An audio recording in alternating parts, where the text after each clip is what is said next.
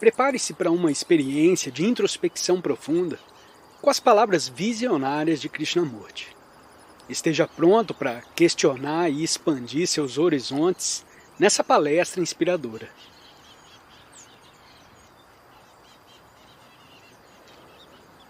É de supor que alguns de vocês não compreenderam bem o que estivemos dizendo a respeito da liberdade, mas, como já assinalei, muito importa estar aberto para as ideias novas, para o que é fora do habitual.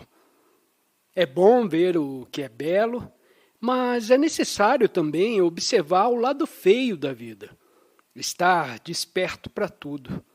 Analogamente, devem estar abertos para as coisas que talvez não compreendam muito bem, porque quanto mais pensar e cogitar sobre tais assuntos, talvez um tanto difíceis para vocês, tanto maior se tornará a sua capacidade de viver com plenitude. Não sei se alguns de vocês já notaram o sol refletido nas águas ao amanhecer. A suave claridade, a dança das águas escuras, a estrela matutina acima das árvores, a única estrela visível no céu. Notou alguma vez qualquer dessas coisas? Ou anda tão atarefado, tão ocupado com a sua rotina diária, que esquece ou nunca conheceu a própria beleza dessa terra em que juntos temos de viver? Quer nos denominemos comunistas ou capitalistas, hinduístas ou budistas, muçulmanos ou cristãos, quer sejamos cegos, aleijados, ou sãos e felizes, essa terra é nossa. Compreende? É nossa e não de outro. Ela não é do homem rico, não é propriedade exclusiva dos governantes poderosos, dos nobres da terra. Porém, é nossa terra, sua e minha. Somos pessoas insignificantes, mas vivemos também nessa terra. Nela temos de viver todos juntos. Esse mundo é tanto do rico como do pobre, tanto do letrado como do iletrado. É nosso mundo. E acho importante sentir isso e amar a terra. Não apenas ocasionalmente, numa manhã tranquila, mas a todas as horas. E só podemos sentir que esse é o nosso mundo e amá-lo quando compreendemos o que é liberdade. Não existe presentemente liberdade. Não sabemos o que isso significa.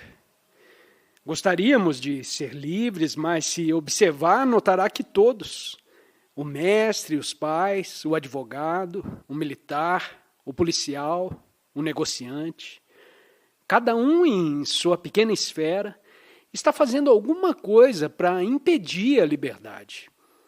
Ser livre não é meramente fazer o que te apraz ou fugir das circunstâncias externas que lhe tolhem, mas sim compreender todo o problema da dependência.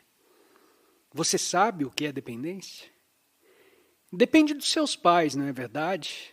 Depende dos seus mestres, depende do cozinheiro, do carteiro, do leiteiro e etc. Essa espécie de dependência é facilmente compreensível, mas existe uma qualidade de dependência muito mais profunda e que é necessário compreender para se poder ser livre. O dependermos de outro para nossa própria felicidade. Sabe o que significa depender de alguém para sua própria felicidade? Não é a mera dependência física de outra pessoa que tanto se prende. Porém, a dependência interior, a psicológica, da qual recebe sua suposta felicidade. Porque quando depende de alguém dessa maneira, você se torna um escravo. Se quando ficar mais velho, depender emocionalmente de seus pais, ou de sua esposa ou marido, de um guru, ou de uma ideia, aí já estará em começo a escravidão. Não compreendemos isso e, no entanto, quase todos nós, principalmente os mais novos, desejamos ser livres. Para sermos livres, temos de nos revoltar contra toda a dependência interior. E não podemos nos revoltar se não compreendemos por que somos dependentes. Enquanto não compreendermos bem a dependência interior e dela não nos libertarmos, nunca seremos livres. Porquanto só nessa compreensão pode haver liberdade. Mas a liberdade não é mera reação. Você sabe o que é reação? Se digo alguma coisa que te ofende e te chamo de um nome feio e você se zanga comigo, isso é uma reação. Reação proveniente da dependência. E a independência é outra reação. Mas liberdade não é reação. Enquanto não compreendermos e ultrapassarmos a reação, nunca seremos livres. Você sabe o que significa amar alguém? Sabe o que significa amar uma árvore, uma ave, um animal de estimação, ao ponto de cuidarmos com desvelo do ser que amamos, nutri-lo, acarinhá-lo, embora ele nada nos dê em troca, embora a árvore não nos dê sombra, o animal não nos siga os passos e não dependa de nós. Os mais de nós não amamos dessa maneira. Em verdade, não sabemos o que isso significa.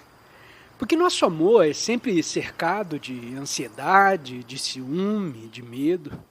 E isso implica que estamos dependendo de outro. Interiormente, que desejamos ser amados também. Não amamos simplesmente, sem nada mais desejarmos. Queremos retribuição. E isso justamente nos torna dependentes. Assim, a liberdade e o amor andam juntos. O amor não é reação. Se te amo porque me ama, isso é pura transação, uma compra no mercado. Amar é nada pedir em troca. Não sentir sequer que se está dando alguma coisa. Só esse amor pode conhecer a liberdade. Mas veja, não é educado para isso. Você é educado para saber matemática, química, geografia, história. E aí termina a sua educação. Porque o único empenho de seus pais é te ajudar a obter um bom emprego e a ter êxito na vida. Se tem dinheiro, talvez te mandem para o estrangeiro.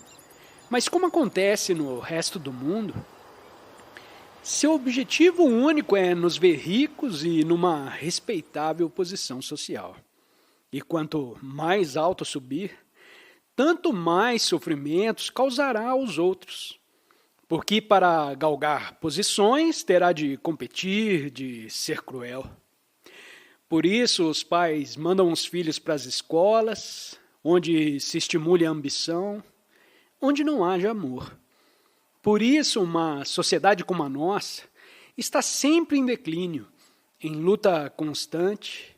E embora os políticos, os juízes, os nobres da terra falem de paz, isso nada significa.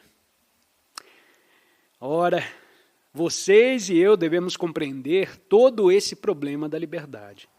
Devemos descobrir por nós mesmos o que significa amar. Porque se não amamos, não teremos consideração para com os outros, não seremos atenciosos.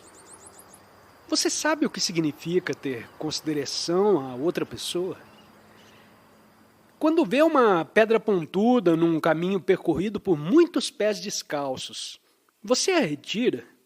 Não porque te pedem que o faça, mas porque você se condói do outro, quem quer que seja e ainda que nunca o veja na vida. Plantar uma árvore e cuidar dela, olhar o rio e fruir a prodigalidade da terra, observar uma ave no ar e a beleza de seu voo, ter sensibilidade e manter-se aberto a esse extraordinário movimento que se chama vida. Para tudo isso, há necessidade de liberdade. E, para ser livre, você deve amar. Sem amor, não há liberdade. Sem amor, a liberdade é mera ideia, sem nenhum valor.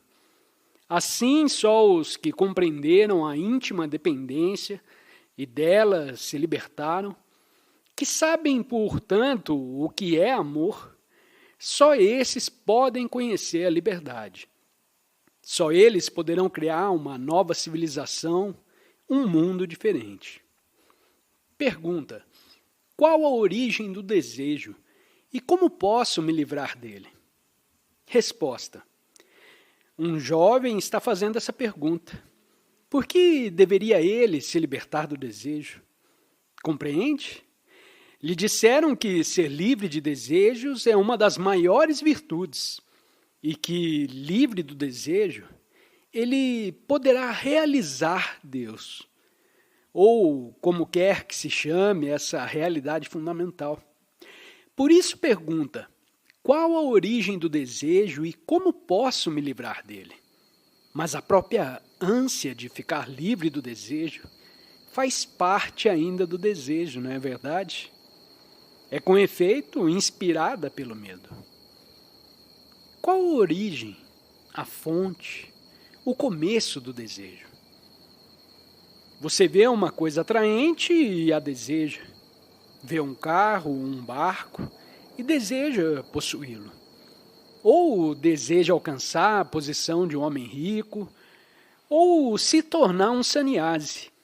É esta a origem do desejo. Ver, tocar, do que provém uma sensação e dessa sensação o desejo. Reconhecendo que o desejo causa conflito, você se pergunta: como posso me livrar do desejo? Assim, o que deseja verdadeiramente não é estar livre do desejo, porém estar livre da inquietação, da ansiedade, do sofrimento causado pelo desejo.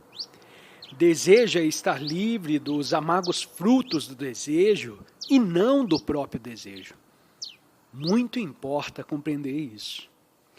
Se pudesse despojar o desejo do penar, do sofrer, do lutar, de todas as ânsias e temores que o acompanham, de modo que só restasse o prazer, você queria então ficar livre do desejo? Enquanto houver desejo de ganho, de realização, de vir a ser, em qualquer nível que seja, tende a haver, inevitavelmente, ansiedade, sofrimento e medo. A ambição de ser rico, de ser isso ou aquilo, só desaparecerá quando perceber o caráter malsão, a natureza corruptora da própria ambição. No momento em que percebemos que o desejo de poder, em qualquer forma, o poder de um primeiro-ministro, de um juiz, de um sacerdote, de um guru, é essencialmente mau. Já não temos o desejo de ser poderosos, mas nós não vemos que a ambição corrompe, que o desejo de poder é mau. Pelo contrário, dizemos que nos serviremos do poder para fazer o bem, o que é puro contrassenso. Um meio errôneo não pode ser usado para um fim correto. Se o meio é mau, o fim há de ser mau. O bem não é o oposto do mal. Só pode tornar-se existente quando o mal deixou completamente de existir. Assim, se não compreendemos o pleno significado do desejo, seus resultados e consequências indiretas, nenhuma significação tem o simples tentar nos livrar do desejo. Pergunta: como podemos ser livres da dependência enquanto vivermos em sociedade? Resposta: você sabe o que é sociedade? Sociedade são as relações entre homens, não é exato? Não complique a coisa citando uma porção de livros. Pense a esse respeito com toda a simplicidade e verá que a sociedade são as relações entre vocês e mim e os outros. As relações humanas constituem a sociedade. E nossa atual sociedade está alicerçada em relações de aquisição, não é verdade? Em geral, queremos dinheiro, poder, posses, autoridade. Num nível ou no outro, queremos posição, prestígio e edificamos assim uma sociedade de aquisição. Enquanto formos dados à aquisição, enquanto ambicionarmos posição, prestígio, poder e etc., pertenceremos a essa sociedade e, portanto, dela seremos dependentes. Mas se um homem não deseja nenhuma dessas coisas e permanece sendo simplesmente o que ele próprio é, com grande humildade, então está fora da sociedade, revolta-se e rompe com a sociedade. Infelizmente, a educação, hoje em dia, lhes prepara para vocês se submeter, se adaptar, se ajustar a essa sociedade de aquisição. Só nisso estão interessados os seus pais, os seus mestres, os seus livros. Enquanto vocês se submetem, enquanto são ambiciosos, ávidos, corrompendo e destruindo a outros em sua busca de posição e poderio, você é considerado um cidadão respeitável. São educados para se adaptar à sociedade, mas isso não é educação. É apenas um processo de te condicionar para você se ajustar a um padrão. A verdadeira função da educação não é te preparar para ser um funcionário, um juiz ou um primeiro-ministro. Porém, te ajustar a compreender toda a estrutura dessa sociedade corrompida e te permitir crescer em liberdade, de modo que seja capaz de quebrar todas as prisões e criar uma sociedade diferente, um mundo novo. A necessidade de indivíduos revoltados, não parcialmente, porém totalmente revoltados contra o velho, pois só tais indivíduos poderão criar um novo mundo, um mundo não baseado na aquisição, no poder e no prestígio. Já estou a ouvir os mais velhos dizerem: isso nunca será possível. A natureza humana é o que é, e o que diz é puro absurdo. Mas nunca pensamos em descondicionar a mente adulta e em não condicionar a criança. Por certo, a educação é tanto curativa como preventiva. Vocês, estudantes mais velhos, já estão moldados, condicionados, já são ambiciosos. Desejam ter êxito como seu pai, como seu chefe ou outro qualquer. Assim, a verdadeira função da educação é não só te ajudar a descondicionar-se, mas também te ajudar a compreender o inteiro processo do viver dia por dia, para que possa crescer em liberdade e criar um novo mundo, um mundo totalmente diferente do atual.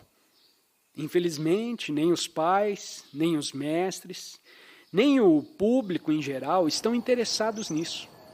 Eis porque a educação deve ser um processo de educar tanto o educador como o estudante. Pergunta: por que lutam os homens? Resposta: porque brigam os meninos. Vocês brigam às vezes com seu irmão ou com outros companheiros, não? Por quê? Briga por causa de um brinquedo. Outro menino levou a sua bola ou o seu livro e por isso você briga. Os adultos lutam exatamente pela mesma razão. E a diferença é só que os seus brinquedos são posição, riqueza e poder. Se você deseja poderio e eu também quero poderio, lutamos. E é também por isso que as nações se guerreiam. Veja como é simples isso. Mas acontece que os filósofos, os políticos e as chamadas pessoas religiosas o tornaram complicado. É uma grande arte ter abundância de conhecimento e de experiência, conhecer as riquezas da vida, a beleza da existência, as lutas, as aflições, os risos, as lágrimas, e ao mesmo tempo saber conservar a mente muito simples. E só pode ter uma mente simples quando sabe amar. Pergunta: o que é ciúme? O ciúme implica insatisfação com o que é e inveja a outros, não é verdade? O próprio descontentamento com o que você é o começo da inveja. Deseja se igualar a outro que tem mais conhecimentos, ou que é mais belo, ou que possui uma casa maior, ou que tem mais poder, uma posição melhor do que a sua. Deseja ser mais virtuoso, deseja saber meditar melhor, deseja alcançar Deus, ser diferente do que é. Por essa razão você é invejoso e ciumento. A compreensão do que é dificílima. Portanto, requer que esteja completamente libertado do desejo de mudar o que é para outra coisa. O seu desejo de mudança gera inveja, ciúme. Ao passo que na compreensão do que é, há uma transformação do que você é. Mas veja, sua educação te impele a procurar ser diferente do que é. Quando tem ciúme, vocês dizem: ora, não seja ciumento, isso é terrível. E assim, luta para não ser ciumento. Mas esse próprio lutar faz parte do ciúme, porquanto significa que deseja ser diferente. Uma linda rosa é uma linda rosa, mas nós, entes humanos, fomos dotados da capacidade de pensar e pensamos erroneamente. Saber como pensar exige muita penetração, compreensão, mas saber o que pensar é relativamente fácil. Nossa atual educação consiste em nos ensinar o que pensar. Ela não nos ensina como pensar, como penetrar, como explorar. É só quando tanto o mestre como o estudante sabem pensar que a escola é digna de seu nome. Pergunta: por que nunca estou satisfeito com alguma coisa? Resposta: é uma menina que está fazendo essa pergunta, e estou certo de que não lhe foi soprada por outro. Com sua pouca idade, deseja saber por que nunca está satisfeita. E vocês, adultos, o que dizem a respeito disso? É sua obra. Criaram este mundo em que uma menina tão pequena pergunta por que nunca está satisfeita com alguma coisa. Vocês são tidos por educadores, mas não viram que a tragédia está aí. Costuma meditar, mas estão embotados, cansados, interiormente mortos. Porque nunca estão satisfeitos os entes humanos. Não é porque estão em busca da felicidade e porque pensam que, pela constante variação, serão felizes? Passam de um emprego para outro, de um estado de relação para outro, de uma religião ou ideologia para outra, pensando que, com esse constante movimento de mudança, encontrarão a felicidade. Ou ainda, procuram um canto isolado da vida e aí se deixam estagnar. Por certo, o contentamento é coisa muito diferente. Só se torna existente quando vê a você mesmo, tal como é, sem nenhum desejo de mudança, nenhuma condenação ou comparação. O que não significa aceitar simplesmente o que se vê e deitar-se a dormir. Mas quando a mente já não está comparando, julgando, avaliando, e é, portanto, de ver o que é, de instante em instante, sem desejar alterar, nesse próprio percebimento se encontra o eterno. Pergunta: por que devemos ler? Resposta: por que vocês devem ler? Escutem, bem quietos, o que vou dizer. Nunca perguntaram por que vocês deviam brincar, por que deviam comer, ou por que deviam olhar o rio, ou porque vocês são cruéis, não é verdade? Vocês só se rebelam e perguntam por que devem fazer uma certa coisa quando não gosta de fazê-la. Mas o ler, o brincar, o ser cruel, o ser bom, o ver o rio, as nuvens, tudo isso faz parte da vida. E se não sabe ler, se não sabe andar, se não sabe apreciar a beleza de uma folha, não está vivendo. Devem compreender a totalidade da vida e não apenas uma parte dela. É por isso que deve ler, que deve olhar para o céu. É por isso que deve cantar e dançar e escrever poesias, e sofrer e compreender, porque tudo isso é a vida. Pergunta: o que é timidez? Você não se sente acanhado ao ver um estranho? Não se sente acanhado ao fazer essa pergunta? Não se sentiria acanhado se, como eu, estivesse sentado nesse local aqui a discursar?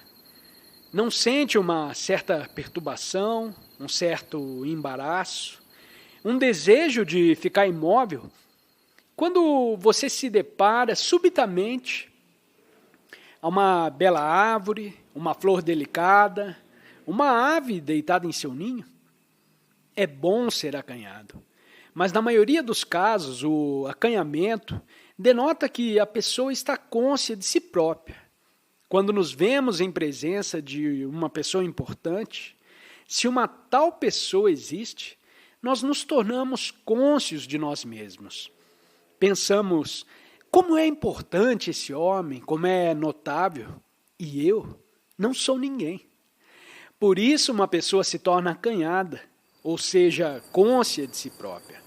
Mas há uma timidez de espécie diferente e que é delicadeza, sensibilidade. Nestas, não há consciência da própria pessoa.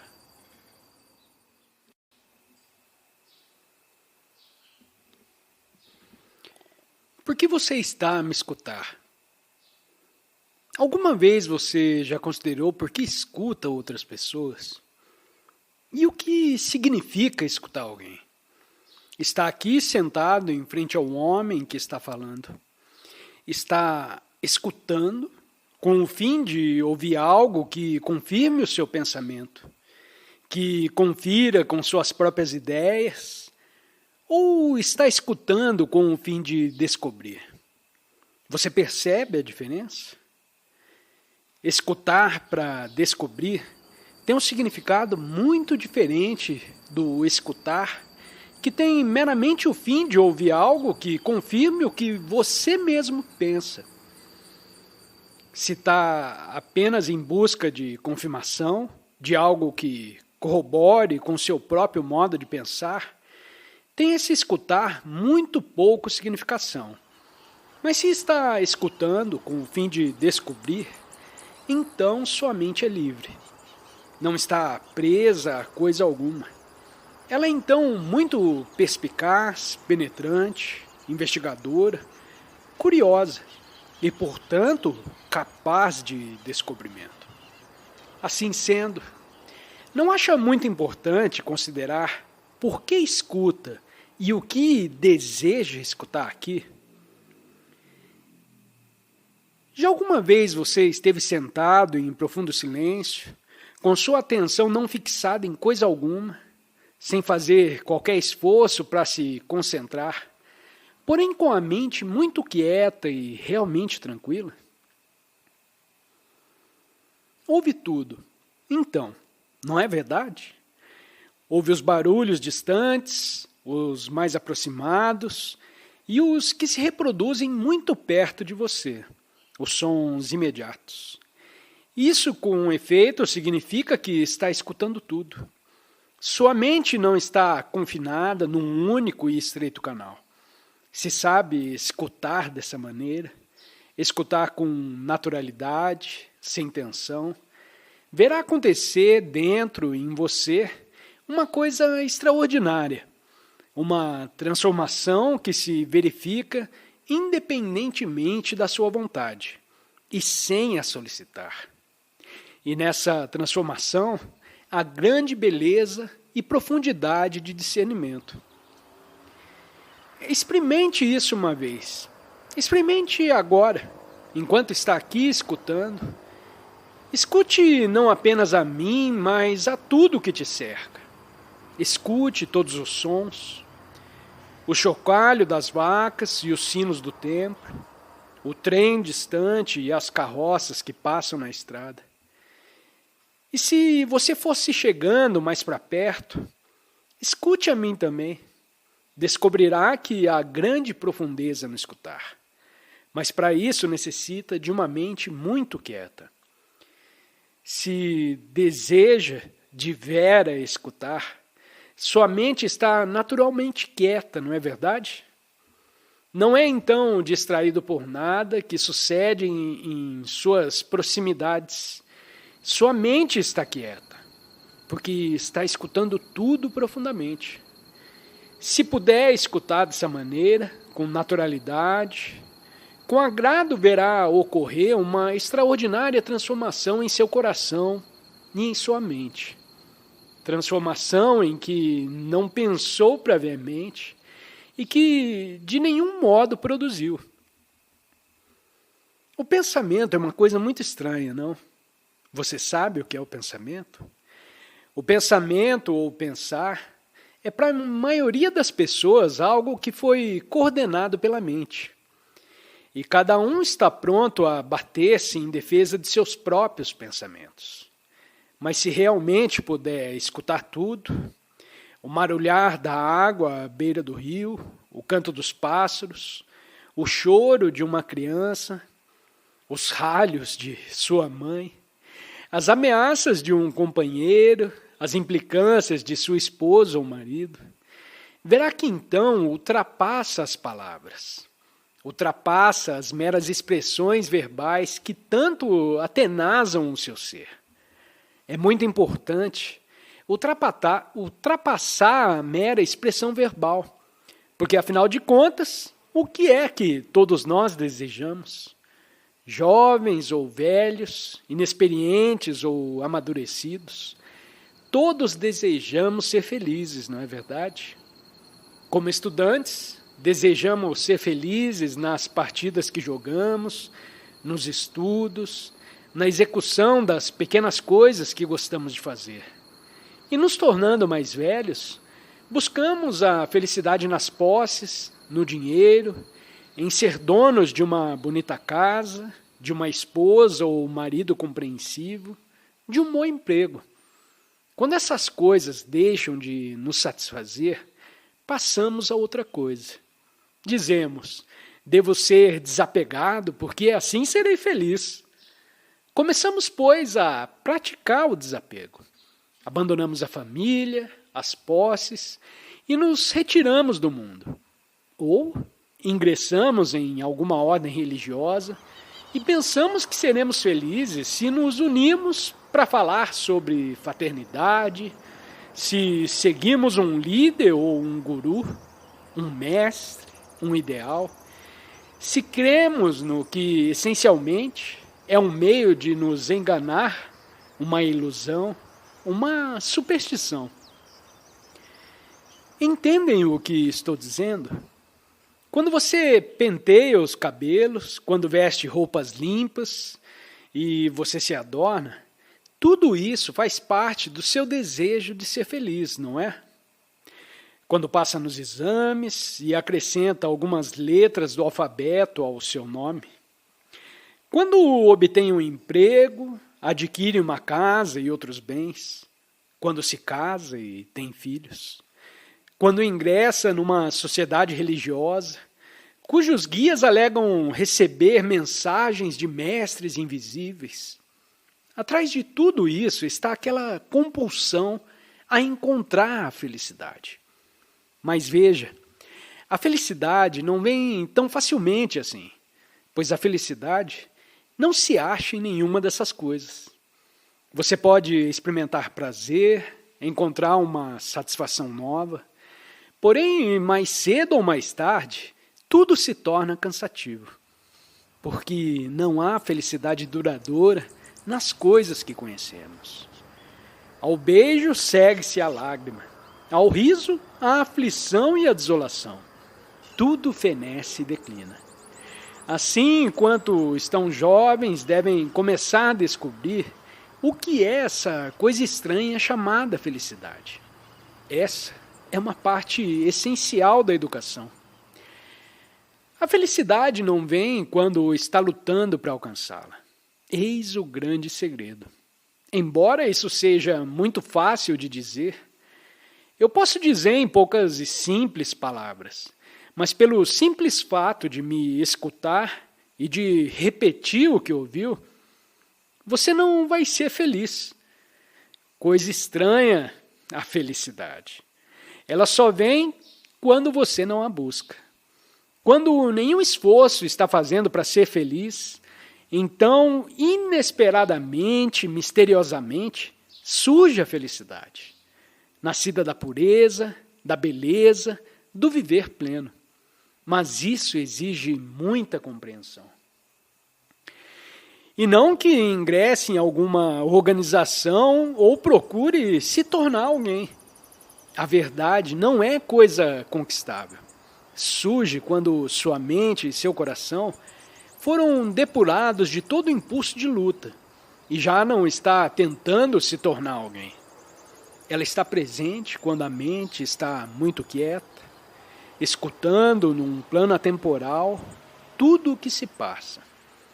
Pode escutar essas palavras, mas para haver felicidade, deve descobrir como libertar a mente de todo o temor.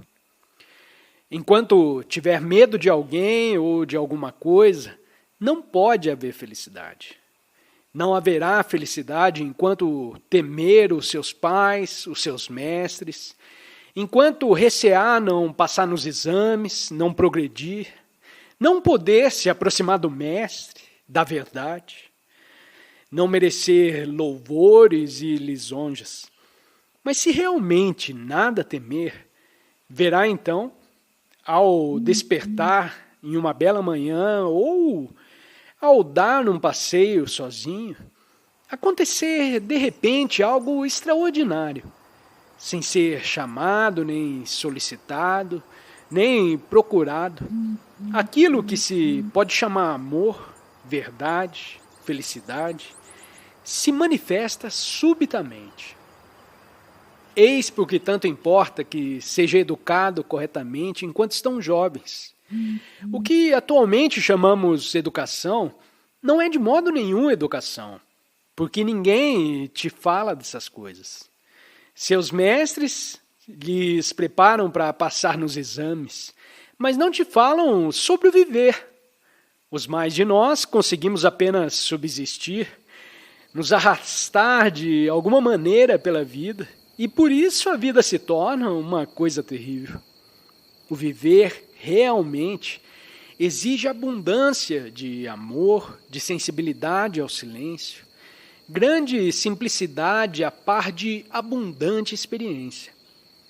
Requer uma mente capaz de pensar com toda clareza, não tolhida pelo preconceito ou a superstição, pela esperança ou o medo. Tudo isso é a vida. E se não está sendo educado para viver, sua educação é completamente sem significação. Pode aprender a ser muito asseado, a ter boas maneiras, e pode passar em todos os seus exames. Mas dá importância primária a essas coisas, enquanto toda a estrutura da sociedade está a esboroar-se, é o mesmo que está a limpar e a polir as unhas com a casa a arder. Veja, ninguém te fala nada sobre isso. Ninguém examina nada junto com você. Assim como passa dias sucessivos estudando certas matérias, matemática, história, geografia, deveria também passar uma boa parte do seu tempo falando sobre esses assuntos profundos, pois isso dá riqueza à vida. Pergunta: a adoração de Deus não é a verdadeira religião? Resposta: vejamos primeiramente o que não é religião. Não é esta a maneira correta de nos abeirarmos dessa questão? Se pudermos compreender o que não é religião, então talvez comecemos a perceber uma outra coisa. Isso é como limpar uma vidraça suja. Começa-se a distinguir claramente o que está do outro lado. Vejamos se poderemos compreender e varrer de nossa mente aquilo que não é religião. Não vamos dizer aqui, vou refletir sobre isso, para ficarmos apenas manipulando palavras. Talvez possa fazer o que eu estou dizendo, mas a maioria das pessoas mais velhas já está presa na rede. Sentem-se confortavelmente instaladas naquilo que não é religião e não desejam ser perturbadas. Assim, o que não é religião? Já refletiu nisso? Eles têm te ensinado incansavelmente o que se supõe ser religião. Creem-se em Deus e em dúzias de coisas, mas jamais lhe convidaram a descobrir o que não é religião. Mas agora vocês e eu vamos descobrir isso por nós mesmos. Ao escutar a mim ou a outro qualquer, não se limite a aceitar o que se diz, mas escute com o fim de discernir a verdade relativa à questão. Uma vez que tenha percebido por você mesmo o que não é religião, então em todo o curso de sua vida, nenhum sacerdote ou livro poderá te enganar.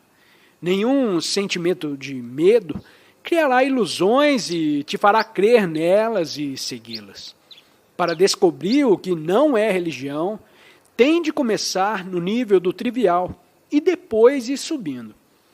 Pode-se poder ir longe, é preciso começar com o que está perto.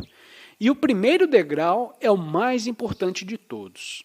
Assim, o que não é religião? Cerimônias é religião? Praticar puja vezes sobre vezes é religião? A verdadeira educação consiste em aprender a pensar e não o que pensar. Se sabe pensar, se realmente tem essa capacidade, você é então um ser humano livre. Livre de dogmas, de superstições, de cerimônias, e, portanto, você é capaz de descobrir o que é religião.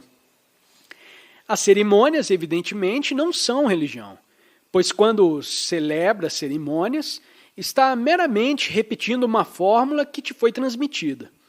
Pode encontrar um certo prazer no celebrar cerimônias, assim como outros encontram prazer no fumar e no beber. Mas isso é religião?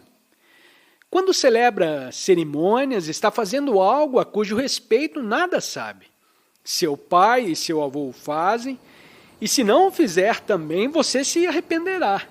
Isso não é religião, é? E o que se encontra num templo? Uma imagem talhada por um ente humano segundo sua própria imaginação. A imagem poderá ser um símbolo, mas será sempre uma simples imagem e não a coisa real. Um símbolo, uma palavra, não é a coisa que representa. A palavra porta não é a porta, é? A palavra não é a coisa. Vamos ao templo adorar. Adorar o quê? Uma imagem que se supõe ser um símbolo. Mas nenhum símbolo é a coisa real. Então, por que ir ao templo? Tudo isso são fatos. Eu não estou condenando nada. E uma vez que se trata de fatos, por que nos preocupamos a respeito de quem entra no templo? Que importa se ele é tocável ou intocável, brahmane ou não brahmane? O que importa isso?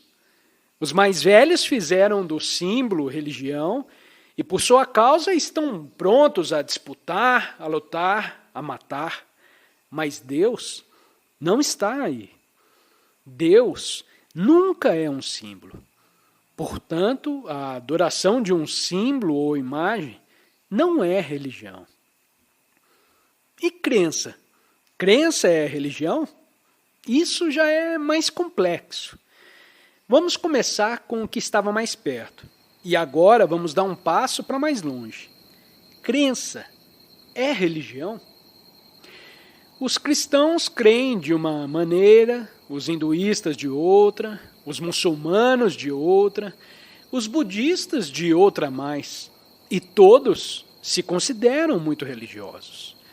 Todos têm seus templos, seus deuses, suas cerimônias e crenças.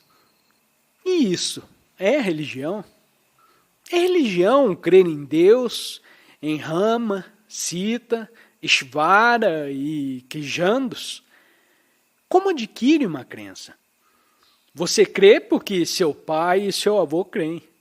Ou tendo lido algo que supostamente foi dito por um certo instrutor, Shankara ou Buda, você crê nisso e o declara verdadeiro. A maioria de vocês crê sem reservas no que está no Gita. Portanto, não o examina com claro e simples percebimento, como examina outro livro qualquer. Não tenta descobrir o que é verdadeiro. Vimos que as cerimônias não são religião, que ir ao templo não é religião e que crença não é religião. Os cristãos têm suas crenças e por isso estão separados dos de outras crenças e também divididos entre si. Os hinduístas se acham num estado de perene inimizade, crendo-se brahmanes ou não brahmanes, isso ou aquilo. A crença, pois, traz inimizade, divisão, distinções, e isso, muito evidentemente, não é religião. Então, o que é a religião? Se você limpou bem a vidraça, isso é, se deixou de celebrar cerimônias, se abandonou todas as crenças, se deixou de seguir qualquer guia ou guru, então a sua mente, como a vidraça, está limpa, polida e pode ver muito claramente através dela. Quando se varrerem da mente todas as imagens, rituais, crenças, símbolos, todas as palavras, mantras e repetições, e todo o temor, então o que você vê será o real, o atemporal, o eterno, o que se pode chamar Deus. Mas necessita-se, para tanto, de discernimento, compreensão e paciência fora do comum. E só os que investigam interessadamente o que é religião, dia por dia, até o fim, será dado saber o que é a verdadeira religião. Os demais estão apenas a declamar palavras, e os ornatos e decorações de que cobrem o corpo, e seus pujas, e seu tanger de sinos, tudo é pura superstição, sem nenhuma significação. Só quando a mente está em revolta contra o que se supõe ser religião, só então descobre o real.